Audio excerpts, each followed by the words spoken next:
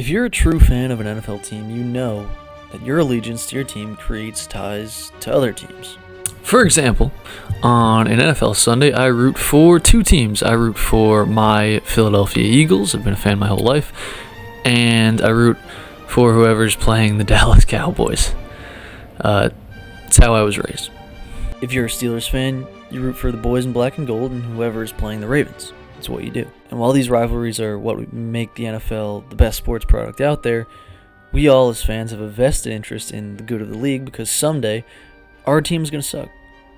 And when that day comes and the Eagles are back to being in the basement, like the Rich Kotite days, I pray that the NFL is putting forth a watchable product with teams I can get behind. For the purposes of the common NFL fan, regardless of allegiance, here are 5 teams to get behind in 2025 for the good of the league, for the Shield, for America. The Houston Texans. Now, the Texans' inclusion on this list is motivated in large part to the fact that we need a team to disrupt the Big Three in the AFC, please, for the love of God. The Texans have the makings of an incredible defense in 2025. Will Anderson and Danielle Hunter are dominant rushers up front, and they have the deepest secondary in the league. Derek Stingley, Jalen Petrie, Kamari Lassiter, CJ Gardner-Johnson, and Kalen Bullock are all blue chippers. Pair that personnel with the hard-hitting, hyper-aggressive personality DeMeco Ryans' defense take on. I think this could be a landmark year for an organization with a decent track record when it comes to defense. And offensively, I fully expect CJ Stroud to play at an elite level after taking a few lumps in his sophomore season. The offensive line is a massive issue, I will not deny that, but I think with how good this defense is going to be, plus the Stroud-Nico Collins connection should be enough on offense. I think they'll be a fun watch, and the most likely AFC team, in my opinion, to challenge the Big Three. Sorry, Bengals, but I'm not buying in at least until Trey Hendrickson signs a contract. The Atlanta Falcons. Now, the Atlanta Falcons have been a team that could be on this kind of a list at the beginning of a season for the past decade. They are often defined by having great offensive personnel, especially at skill positions. It's been that way for 15 plus years since they had Roddy White and rookie Julio Jones and Tony Gonzalez all playing together. As a collective, NFL fans have been waiting for Kyle Pitts to become a dominant force, similar to what we saw in his rookie season and, of course, at Florida. A quarterback who specializes in intermediate accuracy and timing could be just what he needs. Drake London was quietly incredible in 2024. Darnell Mooney was kind of awesome last year, especially in those Tampa Bay games. Bijan Robinson has the potential to take the running back crown from Saquon Barkley and Derrick Henry any year now. I know it's a cliche to be excited about the Falcons' offensive personnel, but there's a reason for that. And the main reason the Falcons can be different to every offense-dependent team that they fielded in the last decade is the 2 first-round picks, Jalen Walker and James Pierce Jr., essentially ending their Mick McCarthy attitude towards having 0 pass rush every year. It can't go on like this, can it? It can. We also just need someone to take control of this division, and I think this is the most fun, but not the most likely option, as in Tampa Bay had a nice little team this year, and as much as I love Bryce Young, I don't think this is the year for that, and the Saints don't deserve any kind of mention here. The Las Vegas Raiders. Now, the selection of the Raiders has big ramifications for, obviously, us as fans, but the NFL has an absolute vested interest in their newly expanded Las Vegas franchise succeeding at a high level. But on the field, they've constructed their team in kind of an unorthodox way that I think might be worth rooting for. The Raiders arguably did bottom out last year, which is kind of what I'm arguing against them doing at any time, but they are not putting themselves through a traditional rebuild. They've brought on the oldest coach in the league in Pete Carroll and paired him with a new quarterback in his 30s who happens to be very good in Geno Smith. I don't know if it's the right move in the long run. It's a bold strategy, but let's see a different version of success in 2025. Let's open ourselves up to that possibility. The Raiders are not taking a gap year to draft and develop, but they aren't pushing all their chips into the middle of the table either. They've brought in a quarterback seemingly as a supplementary piece, and I think it will come as kind of a shock just how much better Geno will be as opposed to the past 2 years of quarterback play for the Raiders. I think it elevates them immediately. And I haven't even gotten to the best part yet.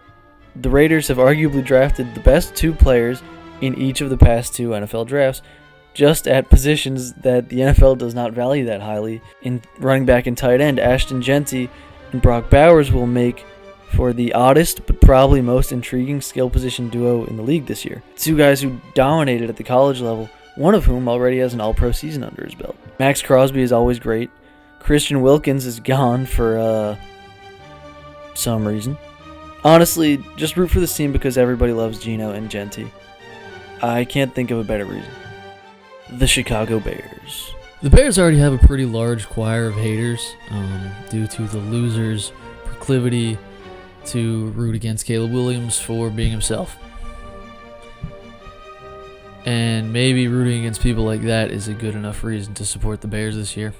I choose to root for one of the most talented players to ever come out of college into the NFL, as I happen to understand that if he becomes who I think he can become, he will be the most exciting player to watch in the league week in, week out. For my money, the Bears nailed their head coaching search by going with the obvious hire in Ben Johnson, arguably the best and certainly most creative play caller in the league over the past 2 years. Johnson rejuvenated Jared Goff's career. Here's to hoping he can channel Caleb's mercurial talent and put him on the right path. The Bears are the beneficiaries of an expectations reset. After coming into 2024 with hype through the roof, expectations have cooled since the bottom kind of fell out last year. They still boast an incredibly talented roster, though.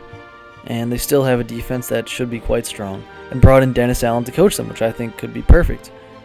The offensive line has improved. DJ Moore is still very good. Rome Odunze's improvement is expected, I guess. They should be a fun watch this year without all the pressure. And if Caleb takes a leap, look out.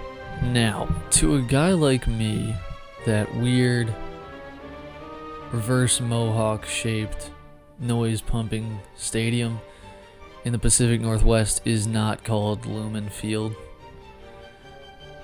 It is CenturyLink Field.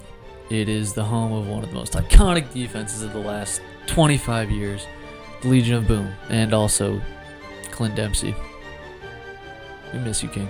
Ladies and gentlemen, if you are in my age range, the Legion of Boom represents peak football nostalgia, and one of the last great defenses whose bones were made on pure intimidation and aggression. It's gone under the radar, but we are this close, I'm holding my fingers very close together, to having iconic defense back in Seattle. Mike Macdonald is in his second season calling plays for this defense after coaching the best defense in the league in the Ravens 2 seasons ago. Devin Witherspoon might be the hardest hitting nickel cornerback of all time. Just an incredibly fun, instinctual player. They've got dogs up front in Leonard Williams, adding Tank Lawrence. And Byron Murphy II is entering his second season. Hopefully he can continue to improve. If this defense can live up to its potential, the Legion of Boom might actually have a spiritual successor. What we also need is Sam Darnold to continue the trend of cast-off quarterbacks coming good later in their careers. It's been such a joy to see Baker Mayfield, Geno Smith, despite being cast off by Seattle, and Jared Goff have these incredible second acts. Darnold hopped onto that trend last year and nabbed himself a contract with Seattle, and I hope he makes good on the promise that comes with that money. So those are my 5. Comment below if there's anyone out there who you would include. I think the success of any of these 5 teams would be pretty inoffensive to people throughout the league, aside from the rivals of those specific teams. Any one of their successes would be infinitely good for the NFL, in my opinion. So go forth. Root on your team like last year, but don't get mad if one of these squads takes off, because it's for your own good.